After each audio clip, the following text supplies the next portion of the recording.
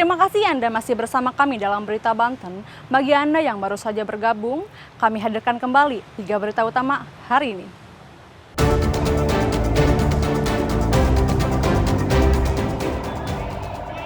Diduga korsleting listrik, asrama Polsek Serpong ludes terbakar.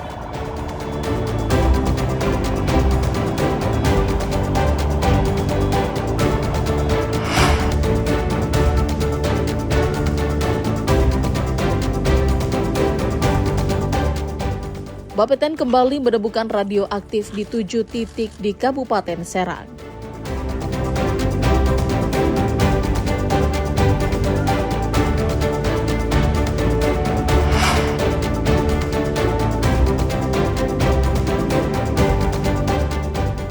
Bayar ratusan juta, warga desa Tengkurak kecewa pembuatan sertifikat tidak kunjung selesai.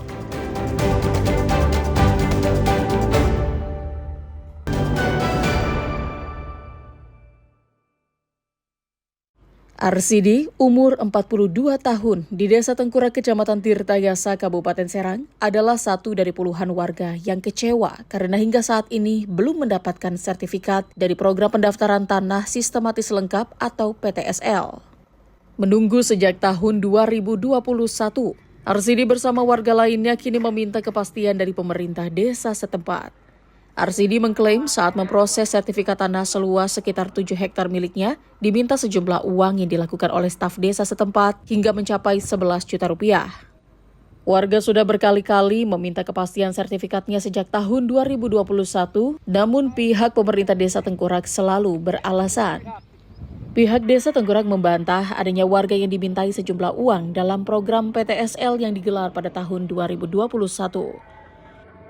Mengenai isu yang beredar tentang pungutan liar dalam program PTSL, tentu kami sangat menolak dan juga membantah karena memang di Desa Tengkurak tidak pernah ada program PTSL.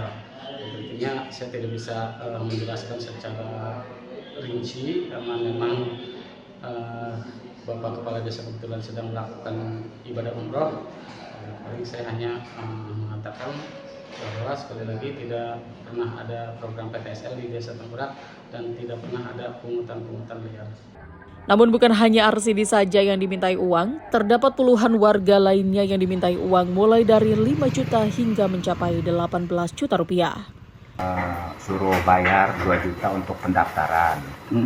Selanjutnya selang beberapa hari diminta lagi supaya cepat sertifikatnya, katanya supaya cepat keluar gitu. Ya kan saya kan udah tahu, saya bayar aja. Jadi ya sampai sekarang juga ya sertifikatnya belum ada. Dari tahun berapa, Pak? Dari tahun 2021. Berdasarkan surat keputusan bersama SKB 3 Menteri, yakni Menteri ATR, BPN, Mendagri, dan Menteri Keuangan, menetapkan biaya maksimal hanya Rp150.000 untuk pengurusan sertifikat tanah melalui Program Pendaftaran Tanah Sistematis Lengkap PTSL di wilayah Jawa dan Bali. Biaya ini mencakup kebutuhan seperti patok dan materai dengan tujuan agar program PTSL berjalan murah dan mudah bagi masyarakat. Meski demikian, masyarakat perlu waspada terhadap oknum yang meminta biaya lebih dari ketentuan tersebut. Ariel Maranus dan Ama Sayuti melaporkan dari Kabupaten Serang. Saat ini Komisi Pemberantasan Korupsi sedang mengusut dugaan korupsi kuota haji tahun 2024. Dugaan kasus korupsi kuota haji berasal dari adanya tambahan 20.000 kuota Kerajaan Arab Saudi pada 2024 untuk Indonesia. Jika sesuai aturan, pembagian kuota haji disalurkan 92% untuk kuota haji reguler dan 8% untuk haji khusus yang jauh lebih mahal.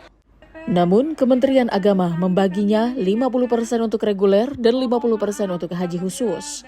Adanya pembagian yang menyalahi aturan ini berdampak terhadap waktu tunggu calon jamaah haji reguler. 8.400 calon jamaah haji yang sudah dipersiapkan batal berangkat.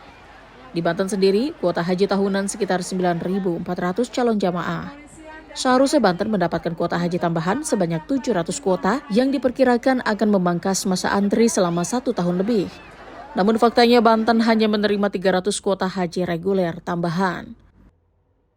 8.400 itu saya pahami sebagai selisih daripada tambahan kuota sebesar 20.000 yang menurut ketentuan seharusnya dibagi berdasarkan proporsi 8% dan 92%, maka ketemulah di angka itu. Jadi secara langsung terhadap pemberangkatan jemaah ia tidak berdampak, tapi kepada sistem penyelenggaraan hajinya ia berdampak. Jadi semestinya berdasarkan perhitungan tersebut, contoh misalnya Banten mendapatkan 700 tambahan kuota, tetapi karena proporsinya dibuat menjadi 50-50, maka Banten mendapatkan hanya sekitar 300 jemaah kuota tambahan.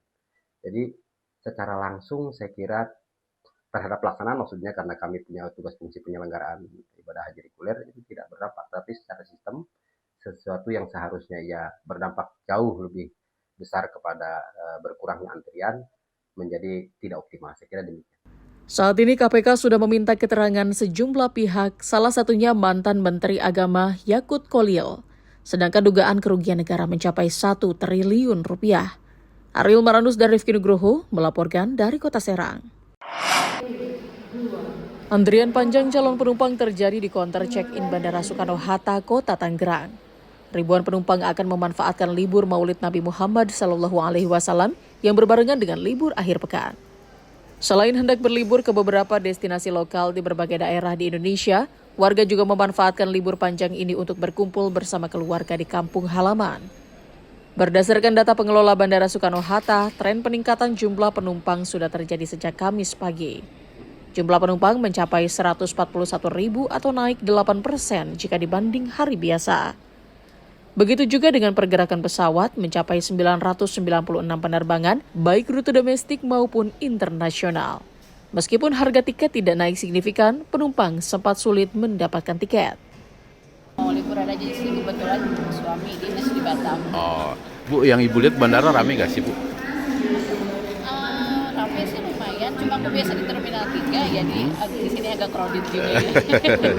Tapi rencana berapa hari nih, Bu, di Batam?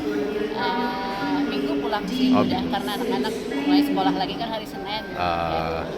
Bu, terakhir Bu, kalau untuk tiket ada kenaikan harga nggak sih, Bu?